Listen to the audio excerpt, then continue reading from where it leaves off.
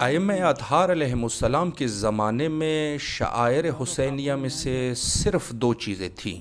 ایک امام حسین علیہ السلام کی زیارت، وہ بھی جو مشکلات اس دور میں تھے، جو ظالمین زائرین کو شکنجہ کرتے تھے، اذیت دیتے تھے، تکلیف دیتے تھے، حتیٰ قتل کرتے تھے۔ حتیٰ کتنے لوگ ایسے تھے کہ جو زندانوں میں شہید ہو گئے بھوک کی وجہ سے، اور جس کو مرحوم مجلسی نے بہار الانوار اور دوسروں نے بھی نقل کیے ہیں۔ دوسری چیز امام حسین علیہ السلام پر گریہ کرنا، بس یہی دو چیزیں تھی۔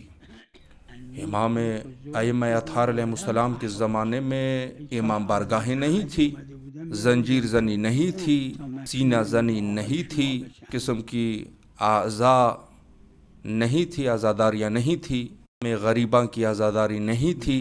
یہ جو عشرہ محرم پہلے ابتدا میں کرتے ہیں، کس روایت میں یہ وارد ہے؟ یقیناً نہیں تھے۔ جہاں تک میرے مطالعے میں ہے تو صرف ایک روایت امام رضا علیہ الصلوۃ والسلام سے ہم نے دیکھی ہے۔ حضرت نے فرمایا کہ جب محرم الحرام شروع ہو جاتا تھا تو میں اپنے والد گرامی امام موسیٰ کاظم علیہ السلام کو کبھی خندہ نہیں دیکھتا تھا، یعنی وہ حالت غم میں رہتے تھے۔ فرمایا لا یرا ضاحکا، یعنی ہم نے کبھی ان کو خندان اور خوش نہیں دیکھا۔ یہ درست ہے کہ ان کے لیے عاشورہ کا دن مصیبت کا دن تھا، لیکن کیا وہ ابتدائے محرم سے جو 10 دن ہے، کیا اس میں عزاداری اور مجالس کا اہتمام کرتے تھے؟ یقیناً نہیں۔ کبھی یہ عزاداری عاشورہ میں ہوتی تھی، کبھی غیر عاشورہ۔ شاعر آ جاتا تھا اسی پہلے ابتدائی عشرے میں، چونکہ زمانے ائمہ اطہار علیہ السلام میں یہ عزاداری یعنی یہ جو عشرہ محرم ہے یہ نہیں تھا۔